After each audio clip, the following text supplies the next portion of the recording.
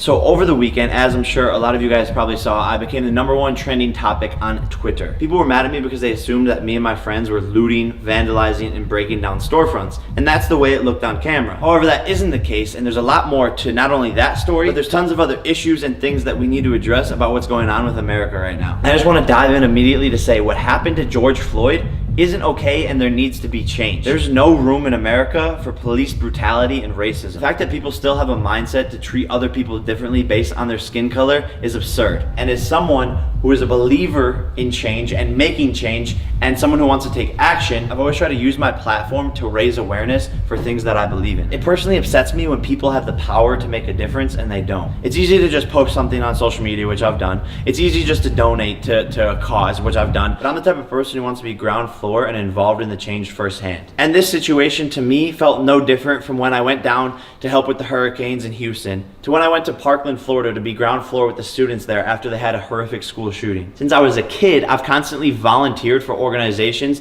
donated to charitable causes, and wanted to be involved in my community. And this George Floyd tragedy wasn't something that I could just look past. And being a filmmaker and someone who documents virtually everything that happens in my life to be able to share it with the world, I wanted to use my platform and film what was going on and what is going on in our country as we speak, to be able to share and spread the message to the world and raise awareness that we shouldn't just be standing there doing nothing. So when we heard that there was protests that were going to be taking place in Arizona, we wanted to be involved and show our support. The story of what happened is actually pretty simple, and it was twisted and exploited by the media to be something that it wasn't. Right around 10 p.m. when the protests were supposed to be starting, we followed people to where everyone said that the protests were happening. As we started to walk down the street, we were blown away by what we were starting to see. The first thing I saw was when I looked to the right and saw that the side of a mall window had been completely shattered. Then as we kept on going, we noticed that all of the buildings in the whole entire area, the glass was completely shattered. Quite frankly, I was in shock and didn't know what to make of the situation.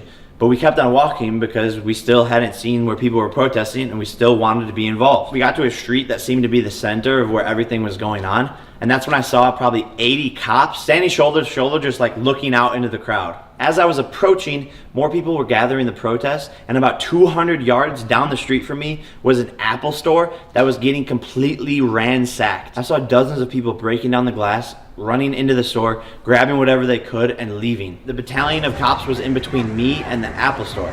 And as I started to walk down the street more, all of a sudden out of nowhere I hear a boom, and see this thing flying in the air at my feet. It lands 2 feet away from me, explodes, and like this big gas cloud comes, hits me in the side of the face.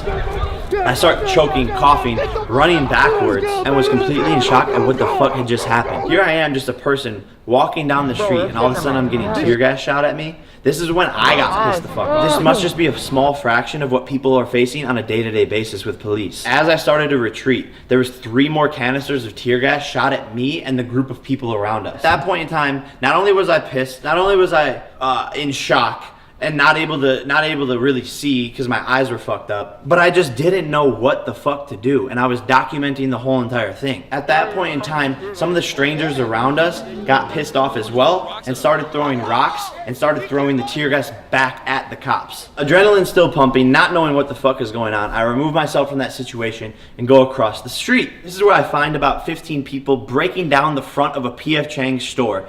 And this is one of the most absurd things I have ever seen in my fucking life. Some kid came up to me and asked me if I needed a first aid kit and offered me milk to pour into my eyes to help with the tear gas. Another girl's breaking down the front of the store. People are inside of it, trashing it, stealing stuff from the inside. Meanwhile, throughout this chaos, half the group that we were with got separated, and we were trying to locate them and find them. During all this confusion, chaos, sensory overload, sirens, things exploding, someone comes up to me while I'm filming, just hands me something. I didn't even know what it was at the time, to later find out that someone handed me a bottle of vodka. For what reason, I don't know. Seconds later, I set the bottle on the ground, still not even knowing what it is, and I continue to document what the fuck was going on. At that point in time, we decided to remove ourselves from the chaos and make our way back towards our car to go home. However, the police had dozens and dozens of officers on each street corner, blocking off certain streets and not allowing people to go down certain areas. After about a half a mile of walking, we see another battalion of cops and decide to go right, away from them and towards the mall. As we approach the mall, I see one of the most absurd things I've ever seen in my life. Hundreds of people running in and outside of the mall with bags, stealing everything inside of the mall. In hindsight, everything's 2020 and we shouldn't have been anywhere near what was going on, and we should have removed ourselves from the situation. But in the heat of the moment, I wanted to document what was going on and witness it for myself. And that's where I made the poor decision to go inside of the mall. And at the time, my mindset was that I wanted to document this experience because I've never seen anything like it in my life, and I don't know if anything will ever happen like this again in our lifetime. I'm just here to document it. I'm not doing nothing. First of all, the vandalism and looting isn't helping spread the proper message. It's making the whole entire situation worse because it creates this loop and effect of more hatred and more crime. There has been peaceful protests and that just hasn't worked. That hasn't gotten the message across. But we are a young generation with social media, and we are powerful, and our voices are powerful. And together we can make a difference. I don't have the answers. I don't know if anyone has the exact answers, but I don't think looting, vandalizing, and breaking people's property is the way to go about this. What I do like is the accountability that this generation holds other people to. We can, with our voices, get an officer arrested for killing someone in a tragic way. We did that. We accomplished that. We can't start to focus on the district attorneys that are in office, the sheriffs, the chiefs of police. We can make a difference through voting the proper leaders into our government. This is what's happening. This is our America.